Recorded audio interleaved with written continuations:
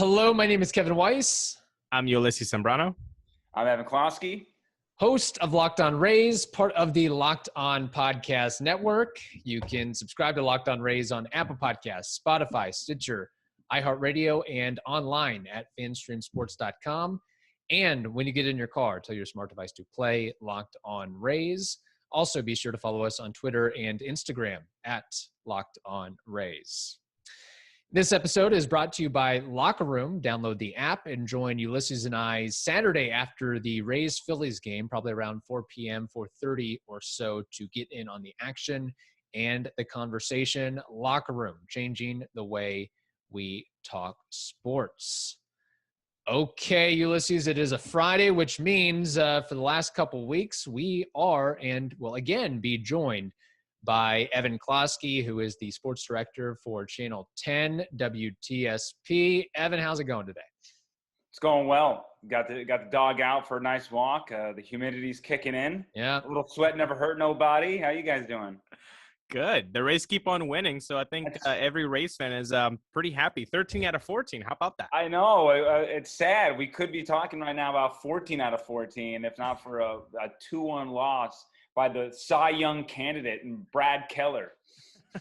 Yeah, Brad Keller. Oh, my gosh. And it's 6+ ERA, just mowing down that lineup in the hottest of hot streaks. Yeah. Sometimes the Rays play down to the competition, but at least they won the series against the Royals. See, Ulysses, Evan, this is the time of year where we appreciate having Tropicana Field because the humidity kicks in, the heat kicks in, the rain kicks in, and being able to still get ball games going is very much appreciative. Evan, of course, you've been also simultaneously covering the Rays and the Tampa Bay Lightning as they try to win their second consecutive Stanley Cup. Hypothetical for you. What do you think is more likely? The Lightning repeating as Cup champions, the Bucks repeating as Super Bowl champions, or the Rays getting to the World Series again for a second year in a row? Trick question. That's a great question. And I'm going to go with actually the Lightning repeating as champions as number one on my list. Here's the thing with football and baseball, when you get to the playoffs, there are a lot of variables, a lot of things that it's just a little bit of luck, a little bit of skill. And, you know, you hear MLB owners talk or GMs owners talk about it all the time. It's why we've seen the game kind of change a little bit is owners really don't want to spend too much on the product because they know once they get to the playoffs, it's a crapshoot. There is no evidence saying that the more money you spend on a team, the more likely you will win in the postseason. You know, we've seen that with the Yankees year in and year out. The Dodgers finally got through last year. So, you know, we see teams like the Rays just doing more with less. So, and then when it comes down to football, it's a one-game deal. You know, obviously the Buccaneers have a really, really, really good shot of doing it again. But a lot of things have to fall into place. And, you know, it's very tough. And at least in hockey, I just think it's, you know, with the veterans on that team, 7-game series, very similar to the NBA where, you know, like I look at the Nets right now and it's just like you might be able to beat Durant, Kyrie, and Harden once, twice. But to beat them 4 times in 7 games is just a really tall order. And I think in hockey, having that stacked roster that the Lightning have, it's just like, all right, you know, it's tough to repeat, but it's going to take a heck of an effort to topple this group. So that's my explanation. Speaking of playoffs, okay, the MLB CBA is set to expire after this season, and there's a lot of talk about expanded playoffs and what to do with that. Where do you stand on the issue? Would you like to see playoffs expanded to 12 teams, 14 teams, 16 teams, maybe do what the NBA did this year with some sort of play-in format? How would you what do you think would be the best case scenario for playoffs for Major League Baseball going forward? Yeah, I honestly, I kind of flip-flop on the issue because on one hand, I don't mind having more teams make the playoffs, just black and white terms, thinking like an owner or Rob Manfred. You know, the more teams that are making the playoffs, the more engagement you have in your fans, the more interest you have in your fan base throughout the entire season in a time where teams will tank and try to just, be awful and make their fan base just suffer for a short period of time while there's a greater good in the future, or at least that's what they're going to sell you on. Right. It makes a lot of sense to try and add more playoff spots and create more of an interest at the trade deadline, / maybe hold teams back from fire sailing because they're not as bad as they think. So that's the pro argument. The con argument is when you add more playoff teams, it creates, as I just mentioned, the incentive for owners not to invest in the product, because they're all going to make their postseason money. They all know that they don't have to do as much to get, to spend on these players, which means the MLBPA is going to be pissed, and the fan bases are going to be pissed. So it's going to come down to a few teams out there who, like Steve Cohen of the Mets, or, the Yankees, the Dodgers, the Giants typically are in there as well. There's a good clump of teams that will spend on their squad, but the majority, which is sad, the majority of organizations in the MLB just say, why? Why am I going to do that? I'm not, because of the revenue sharing, there's no greater prize. Like, I can, if I win the World Series, there is, but I can't control that. As I just mentioned, there are a million variables that go into winning a World Series. You just have to make the playoffs and hope for the best. And, the only true incentive for owners and making money is getting butts in the seats. And that is the one differentiating factor of where throughout an entire year you can make extra cash. But with these regional sports networks and how much the owners are making off of that, they do not care if you really show up to the park, because their money is going into those games. And guess what? They sell those games. They air those games. Doesn't matter if you lose 20-0 in all those games. They're getting paid. And sometimes after years of saying we're poor, we're a small market, maybe sometimes a report comes out saying, well, actually a small market team had possibly $400 million in cash. Whoops. Is that true? I think I read that somewhere, Kevin. Yeah, we'll get to that in a second. By the way, Ulysses, on the playoff issue, I love having more playoff teams. I love 14. Look, Ulysses just wants division champions. He just wants 6 playoff teams and to be done with it. Why play 162 games? Exactly. Change the entire complexion of the thing. Don't have 162 games. Make it a 120 game season. But that's not going to happen. So I know, but I want to be commissioner and I want it to happen. So vote me in and get it done. So hypothetical world. Might as well just go all in. Yeah. If I understand your point, if it's 120 games and then you can expand playoffs, sure. But in the 162 game season, I feel like why have such a long season and earn a division title if the guy that basically did 82-82 or 80-82 slips in and then could just go to the World Series? Like there is no prize for the division title. And I think that kind of dilutes the purpose of such a long season, which, by the way, I think it's such a beautiful thing in baseball. It's one of the most beautiful things. The long season, the fact that, you can get romped by the Royals 10-0 or lose to them in a walk-off fashion like the Rays did in April. And that really stings as a fan, right? But guess what? In 12 hours, you wake up and there's another game. There's another game. There's another chance. And I think that's the beautiful thing about baseball. And I will say a counterpoint, at least, if you win the division, you're safe. Right. I think that was the one thing that I was okay with when they did the wild card series was if you win your division, you're in the playoffs. Now you're just fighting for that 4th spot. So, that is at least when talking about, hey, what does the division get you? It gets you security. Yeah. Yes. Hey, you made it.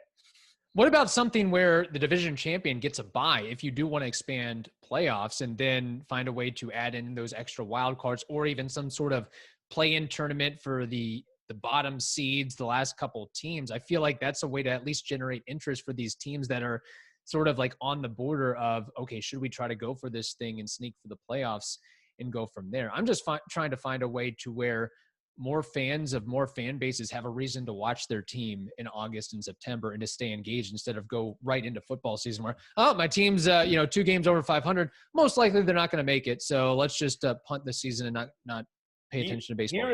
Here is my hot take, by the way. Okay. And something that's a little outside the box. All right. But why have we never in any of these sports, why have we never adjusted to like the European system of just having all of our teams in one clumping? Like, why do we need the AL East? Why do we need the NL East? Like, the Mets and the Yankees are freaking the 45 minutes away. You know, the Marlins and the Rays are in two different leagues and 3 hours away. Why are we doing all this? Like, if we want regional rivalries, then why do you have the two Florida teams in 2 different leagues? Why do you have the Mets and the Yankees in 2 different leagues? I mean, that's what like the NHL restructured, right? Islanders, Rangers, Penguins. I mean, you have like all these teams that are regionally based, but in baseball, we just rely on traditions, and this is the way we did it. And we changed the game throughout. Like, just make it all like make everybody play each other. I don't know, what does it work out to, like 5 times? And then, maybe you add a game against a regional rival here. You rotate a system where you play, a team, for a longer series. I don't know what it might be, but you can play every team in Major League Baseball, and we can fully determine who the best teams are. And then you can create, all right, the top 6 teams make the playoffs. And then you can do a whole thing with 7 through 10 and have 7 and 10 play a series, 8 and 9 play a series, and then they can get their way into the playoffs, and boom, we're off. 100%. And this is the thing, like, this is how it was. Old timers, boomers know that this is the way that it was before divisional baseball was created. And I am done with divisions. Look at the divisions this year. It's the AL East and the NL West that have the best teams. AL Central, you're crap. AL West, you're crap. NL Central, you're crap. NL East, you're crap. I'm sorry. Yeah. It's the AL West. It's the AL East and the NL West. Clump them all together, and I'll go a step further, Evan. Yes, let's copy our European friends on the long division, on no divisions at all. But I also want to copy them on what they do in soccer. I know Kevin is not a soccer fan. I haven't touched this subject with you, Evan, if you're a soccer fan or not. But relegation. If you guys, I would love relegation. That's never my relegation idea, by the way, is for college football. I have a whole thing on college football and wanting and like having like Ohio State, Alabama, and all these teams in the top 10, and they're really fighting for the championship. Because guess what? The top 10 teams, all the teams that we think of, they're the only ones that are actually going to win the damn thing anyway in the current system. So let's just throw them in the top 10, and we have amazing matchups every single week. Did you see that play yesterday between the Cubs and the Pittsburgh Pirates? Yeah. The Pittsburgh Pirates are a double-A team. That's not even okay. Like that, just tag him, touch first. I mean, that can't happen. The Durham Bulls are a better team than the Pittsburgh Pirates. The Durham Bulls would have some fun. I would like to see the Durham Bulls. Yes. I actually liked that play yesterday. My softball team had a similar play as well yesterday. So we had – look, you guys are talking about all these different realignment. You guys are living in a hypothetical world too now. Let's be honest. Hey, I was on your side for the hypothetical stuff. Okay. I said, look, if we're going all in on the hypotheticals, let's do it. There you go. That's very good. It is 2021. That means it's time to get rid of your cigarettes, unplug that vape, throw out your dip, and get some Lucy nicotine gum or lozenges. This is the real deal. A subscription to Lucy comes directly to your door each month, and it's very simple, so you don't even have to leave your house because Lucy has delivery down to a science. Lucy lozenges and gums are also FSA and HSA eligible, so you can spend pre-tax dollars on them as well. Locked On MLB Network listeners, go to lucy.co and use promo code LOCKEDONMLB to get 20% off all products on your first order, including gum and lozenges. Again, that's lucy.co and use promo code LOCKEDONMLB. Also have to mention this disclaimer. This product does contain nicotine derived from tobacco, and nicotine is an addictive chemical. Okay, Ulysses, you alluded to it a couple minutes ago, the Sternberg lawsuit mess. Evan, Mhm. I don't know if you read this report about a group of minority owners who are alleging that Sternberg tried to squeeze them out, secretly negotiating with Montreal all the way back to 2014, hiding money, all these sort of salacious details. Have you ever heard or seen anything like this covering sports? And how do you think this turns out at the end of the day? Yeah, I mean, it's a whole thing. This the Rays and Sternberg and the way this is all gonna happen. I don't know. We've seen this stuff happen in sports. I don't know if we've seen it for the duration of how long this is gonna happen because. And by the way, we got another like 5 years of this crap. Oh, yeah. So it's funny. My girlfriend works for Tampa Bay as well as a producer. She read the entire lawsuit.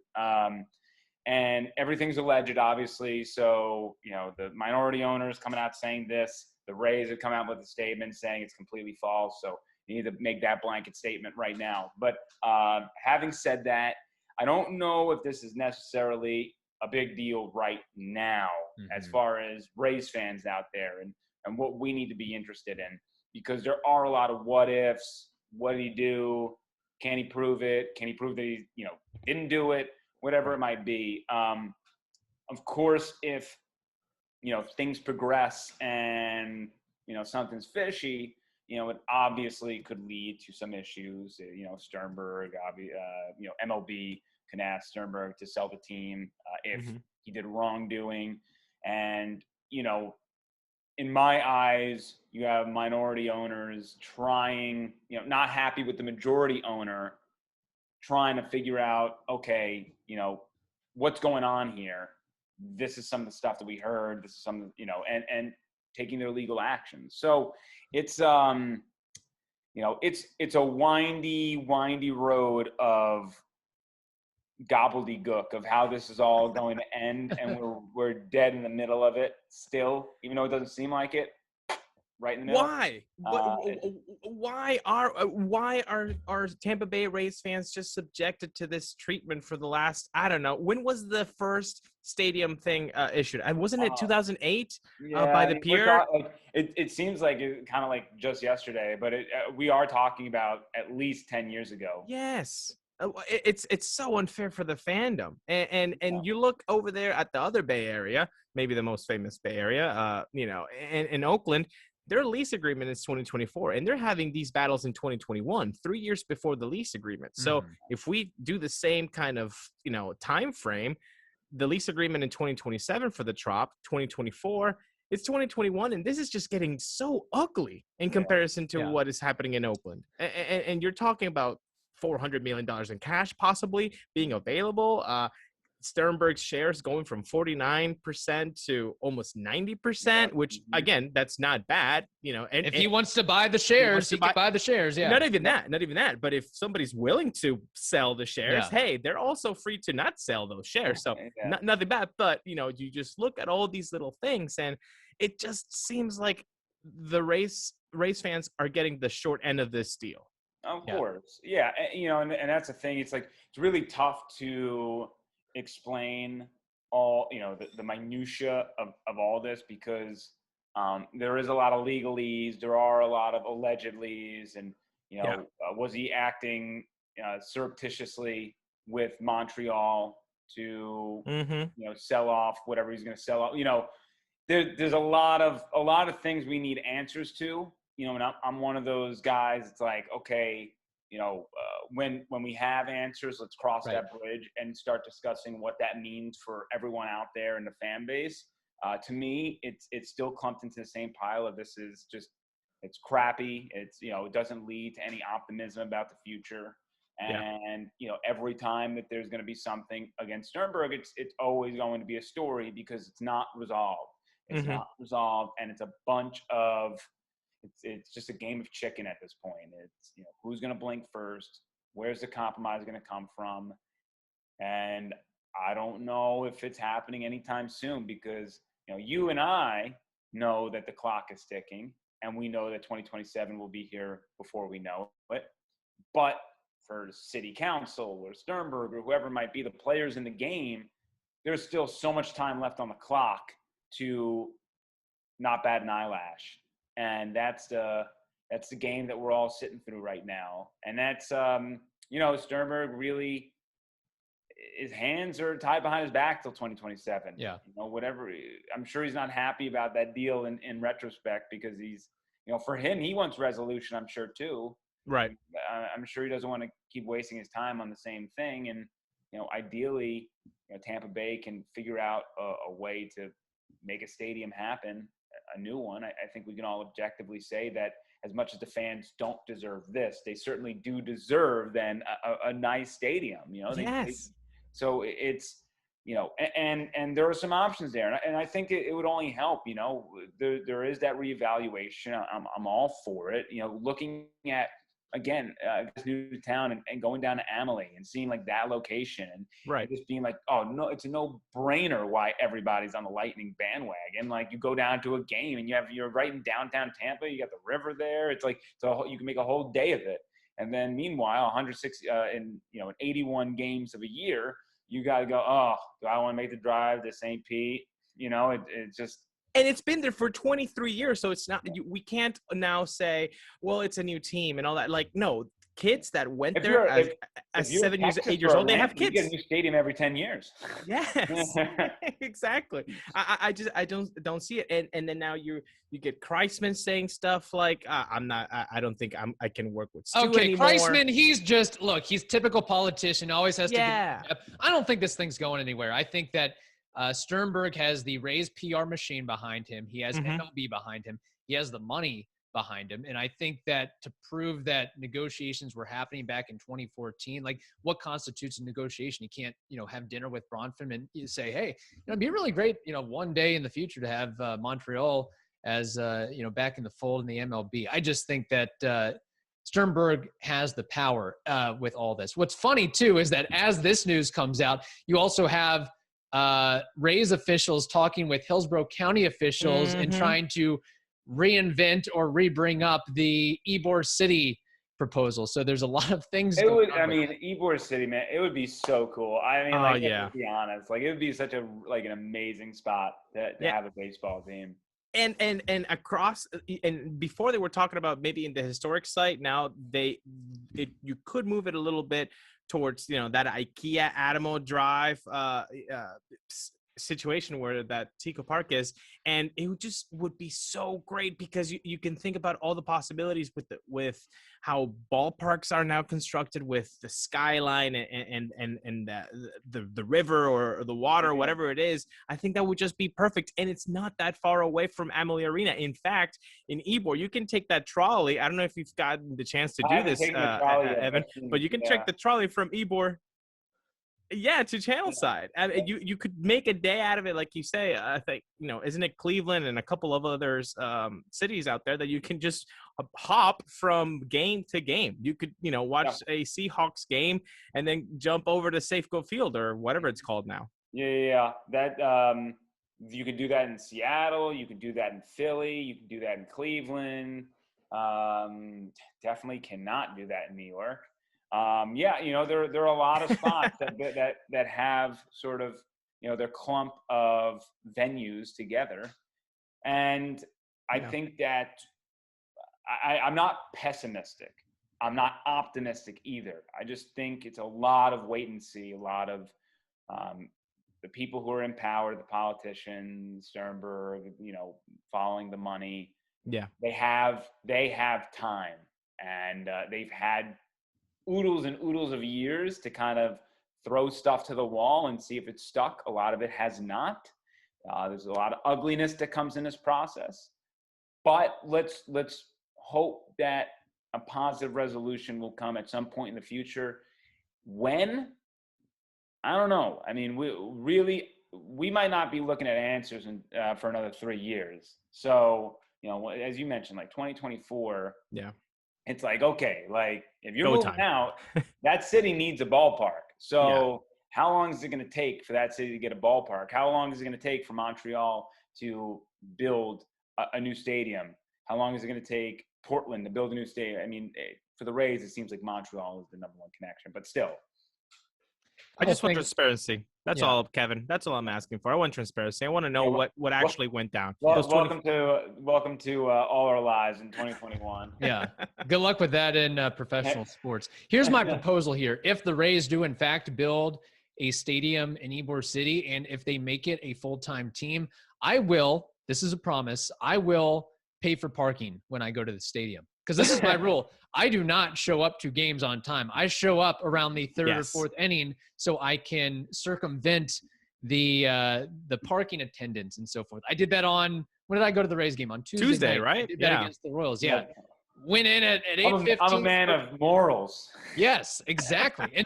And a listener called me cheap and got mad at me. And I'm like, hey, buddy, you don't know my financial situation. I can do what I want. First of all, I went in and bought a shirt. I bought a beer. I bought a water. What else do you want from me? I didn't know this. For my $60. So come on. I didn't read this.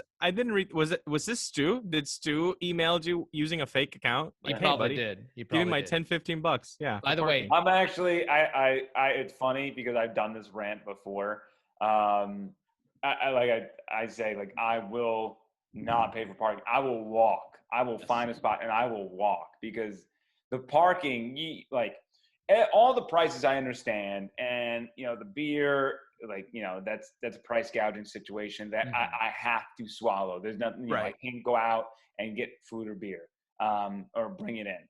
The parking, okay, it is pavement on the road, and it takes $0 to put any upkeep into that. Zero. Every cent that comes off of parking is a profit. So it's like, just gradually raising that thing. If you go to New York, it's like $25. It's so funny. Well, and it's the Rays used to have if you bring 4 people in a car, parking is free. They used to do that. Yeah. They used to do that. And I think for the last 6-7 years, they're like, that doesn't happen anymore. We need the $20. I mean, yeah, I get it from like a business perspective, but as a fan, I'll go walk. That's why Evan got into sports media, so he could get a credential and he wouldn't have to there you go. for parking, and he gets the red carpet rolled out for him as he goes into the ballpark. It's funny because I joke. I'm like, for me personally, and I know people in the industry that will use their credentials and go into games, and they have whatever. That's their right. They're covering the team. If they're covering the team, then whatever. For me, if I'm off, I'm buying a ticket. Parking. That's a different story. I do not feel bad about using a credential to do parking. There you go. It's ridiculous. But as I said, normally if I'm off, I will park my butt somewhere else and I'll walk. It's one of those things. If I'm off, I feel like my credential, that's an abuse of power. So I like to, when I'm working, I get those perks. When I'm not working, I don't deserve those perks. That's the way I think. By the way, if and when Stu decides to sell the team or relinquish the team, here's your next Tampa Bay Rays owner, Carol Jenkins Barnett, the Publix heiress. I'm calling my shot right now. So Ulysses, you get your Publix park. Yes. There's Publix subs in the ballpark. Yes. It's very clean. The employees are nice to you. Chicken tender subs with a beer, with an IPA, with your boy Blue, with a chicken tender sub with honey mustard. Oh my goodness. She's got $2.5 bill in her bank account. And then you can have like a Martin, like a big mini Martin there. Yes. I love this. I love this idea, Kevin. What are you doing this to me? What do you Either her or Jeff Vinnick, and that no. Give me Publix Park. Give me Publix Park. Okay, you should have went Vinnick first and then swerve. Yeah. Okay, guys, baseball trivia, name that wartime. Evan, I'm sure you're aware and have heard that this is like a historic year for Rays catchers, because Rays catchers usually do not produce much offensively, but Mike Zunino and Francisco Mejia are getting it done at the plate. What is that symbol? It's Zoltan. It's Z. Zoltan. I forget. Dude, where's my car? What the heck? Every time I think of him, Zoltan. What does that mean? I have not seen that movie. You got to see the movie. It's like Zoltan's like this random dude that all these this random cult following has, and they're in spacesuits, and the guy walks out and they all go Zoltan, And so every time Nino, I just throw up the Z's. Oh, okay. I gotcha. Kevin, I've played charades with Kevin, and it's very frustrating, Evan, because Kevin has like a limited amount of movie knowledge. It's like 8 movies. That's about it. I'm a TV show guy. There it is. I'm not a movie guy. Yeah. I got to make that very clear. He's in it for the long haul. You can't just can't wine and dine him over 2 hours, all right? No. A season. I need episodes. Yes. He's 162 game season. There he is. Look, that's Kevin. You give me, well, I guess maybe that's why I watch baseball. You give me 6 seasons of The Sopranos, I'm in. But if you give me a 90-minute mob movie, I'm probably not going to watch the thing. So regardless, moving forward, I love how Evan slipped that in because I'm going to have to Google that later. Maybe is that movie worth watching, or is it just like it's a classic? It's a classic. Really dumb, but it's a classic. Yes. Ashton Kutcher, is that right? Yeah. Yes, that is correct. I got one of the guys right. Okay. Catchers. So right in front of me, I have a list of the top 10 career leaders in home runs by a catcher. I will give a little hint. Number 1 on this list is at 399. Number 10 on this list is at 252. Evan, I want you to name 3 of the guys, 3 of the 10 names. I'm not going to forget him this time. Okay.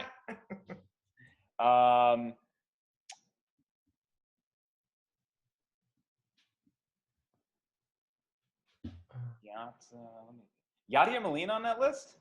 So you are guessing, did you guess Piazza already? Yeah. Okay. Piazza, that he is number 1. Yes. Yadier Molina, strike 1. He is not on this list.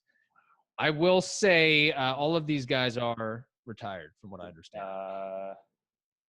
Gary Carter? Gary Carter is on this list. He is number 7 with 307.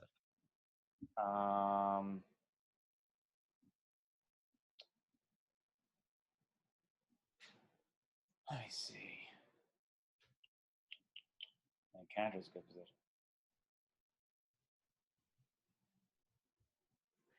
And again, this is like pure catchers. Like it's not, this guy played some catcher, then played first base and DH, so forth. Like these are catchers. Let me think here.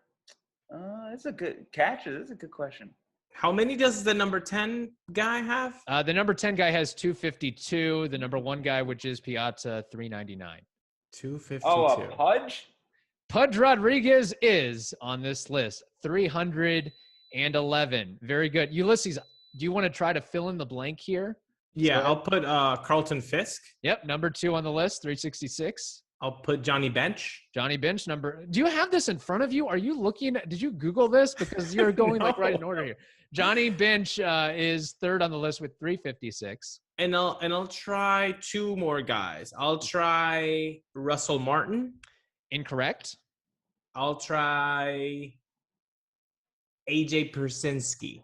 Incorrect. You know what? That's 2 strikes. You want to throw in another one? You're good? No, I'm good. I'm good. I got some. Nobody wanted to guess Yogi Berra. Okay. Oh my God. Lance Parrish. I don't know who that is, so I understand that. We got Ivan Rodriguez and Gary Carter. Brian McCann. Nobody guessed him. 282. Oh, wow. And also, Evan, I'm a little bit ashamed that you don't have this one or this. Todd Hundley? Who? Damn, I thought it was gonna be Todd Hundley. No. Todd Hundley hit 40 home runs for the Mets one season. Oh wow. And he was a one-hit wonder, but I thought like maybe it was happening, and I was like, I don't know if Hundley had like a long enough career. Now you say what you got to say. I got to look up Todd Hundley's numbers. Okay. Now. Jorge Posada. I figured Yorker. Jorge Posada. That would be low-hanging fruit. Number 9 with 261. And here's a throwback. Here's a sneaky one that people forget.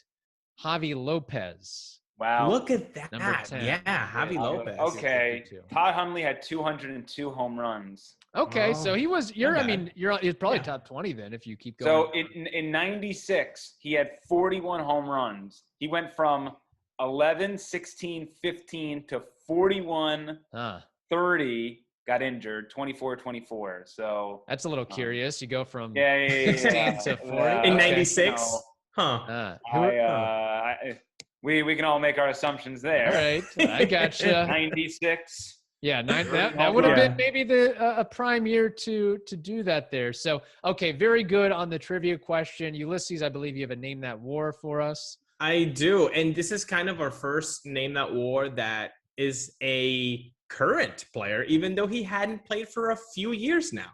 Mm-hmm. Since 2016, he hadn't been on the mound. And now in 2021, there you go. Scott Kazmir, a Mets-Rays relationship here. Can you guys guess his career WAR according to Baseball Reference? I'll let Evan go first. Not a good return. No relation to Ulysses, by the way. No. It is spelled differently. Or Carlos. Or Carlos, yes. Oh, man. This is a good one. Oh, jeez. It's so tough because it's like, how long was he in the league for? I can give you that. I can give you that. He started in 2004, right after Jim Duquette said, no, he's not ready. And pitched until 2016. So that's 13 years with a couple years off in between. That's helpful. All right, now we can start futzing with numbers. How old is he, by the way? Does it say that? He is. I'll get that to you right now. I'd have to guess like 42 or something. No way. He was born in 1984, so he's 37. Okay.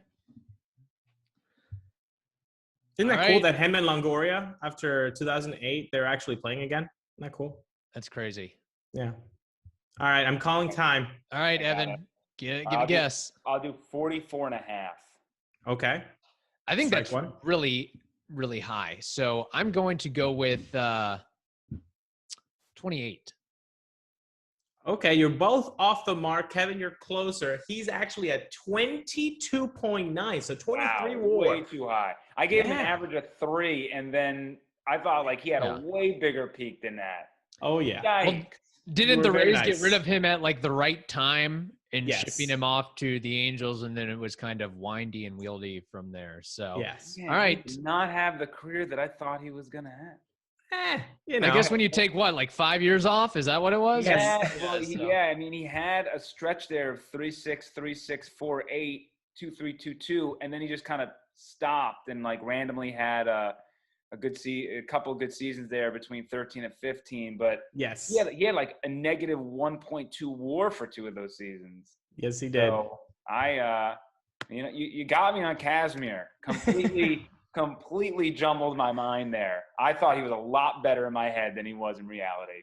With the Rays, he was. With the Rays, he was. Yes, he was. I have a quick one for you guys. Okay. I always want to throw a Rays one at you guys. Okay. And it's current season. All right. There are 4 guys that have 20 or more walks on his team. Give me 2 of them. Oh, easy. Yandy Diaz and Austin Meadows. Yep. Okay. So you got 1 and 3. Okay. You want to try and get to 2 and 4 are? Who's taking their walks? Kevin? Could we say Brendan Lau's taking his walks? That's correct. That's 2. Wow. Okay. Number 4 on the list. I'll give that to you, Kevin. Who's taking the 4th place here in the walks? Well, thank you. I will say Randy Rosarina. That is correct. Boom. Look at the Locked On Rays host. Oh my! You know goodness. what? Who's a guy who's going to be up there very soon is Taylor Walls. He can draw a walk. Ooh, with the best of him. I like that. Okay. I like that. Evan, where can people find you and find your work? Yeah. First off, 10tampabay.com has everything you need from the Rays, Lightning, Bucks, whatever you need locally. We got you. Also at eCloskey, ECLOSKY WTSP, where you can find me on Twitter. I'm very active. Hit me up. I'll always send a message back. I love throwing jabs. People that want to throw jabs at me too. So I'm here for the fun and games. Yeah. All right, bring the heat. I can take it. And then also, eCloskey as well on Instagram and similarly on Facebook. Would love the engagement. Appreciate you all welcoming me to town with open arms. It's been amazing for the month to 2 months I've now been here, and we're rolling pretty nicely here. See, Evan, you have a great Twitter account because I can get like all of my Tampa Bay sports fix from what you provide. Because in one tweet, it might be Bucks. In another, it might be college football. In another, Right. it might be Rays. In another, it might be Lightning. So good stuff. Be sure to check that out. And with that will wrap up this edition of the Locked On Rays podcast. Now tell your smart device to play the most recent episode of the Locked On Today podcast. Hope you all have a wonderful day. Stay safe. And we'll talk to you on Tuesday. We won't be doing a show on Memorial Day. So Tuesday, check us out.